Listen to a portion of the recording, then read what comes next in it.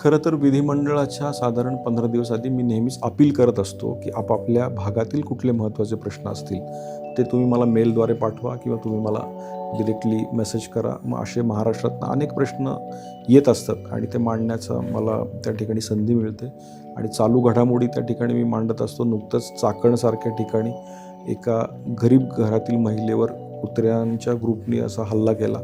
तो विषय मी आत्ता मांडला किंवा नागपूरमध्ये रूफटॉपवर बरेच हॉटेल्स आहेत आणि त्या हॉटेल्सचा दुष्परिणाम मुलांवर होतो आहे. तो तिकडनं माझ्याकडं प्रश्न आला होता. तोही मला प्रश्न मांडण्याची त्या ठिकाणी संधी मिळाली. किंवा अमरावतीसारख्या ठिकाणी खेडोपाडी ज्यावेळेस डिलेवरी होते त्यावेळेस त्या भागात शासकीय सेवा किंवा ॲम्ब्युलन्स पोचत नाही. मग ॲम्ब्युलन्सची सुविधा का नाही?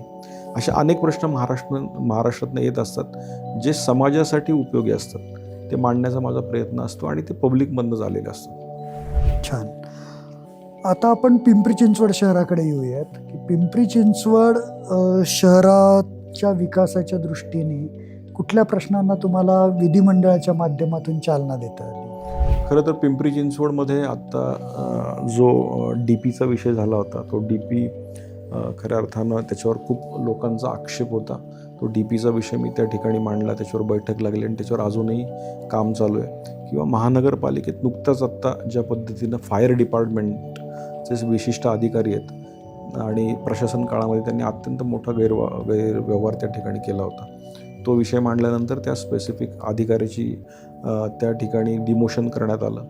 तो विषय असेल किंवा आत्ता भामा आसखेडमधनं पाणी आणण्याचा विषय असेल, पाण्याचा प्रश्न असेल किंवा MIDC परिसरातील खास करून संभाजीनगर शाहूनगर परिसरातील घरं आहेत त्यांना UDCPR लागू करणं. आज फॅमिलीज वाढल्यात पण ते मोठी घरं तिथं इमारती बांधू शकत नाही. असे प्रश्न त्या ठिकाणी मांडल्यानंतर शहराच्या विकासाच्या दृष्टीने याचा नक्कीच फायदा होतो. मेट्रोसारखे प्रकल्प चालू आहेत, परंतु प्रकल्प चालू असताना मध्यंतरी निगडी ते दापोडीपर्यंतचा रोड अत्यंत खराब झाला होता. तो विषय त्या ठिकाणी मांडल्यानंतर 3-4 दिवशी रात्री उशिरा सगळे रोड बंद करून काम करण्यात आलं.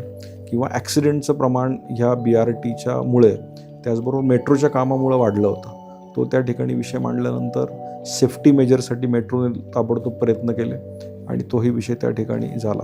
त्यामुळे अशा प्रकारचे प्रश्न सातत्याने विधानसभेमध्ये विधिमंडळामध्ये मांडल्यानंतर त्याचा प्रभाव होतो आणि सुदैवानं शहराच्या डेव्हलपमेंटसाठी त्याचा फायदाही होतो.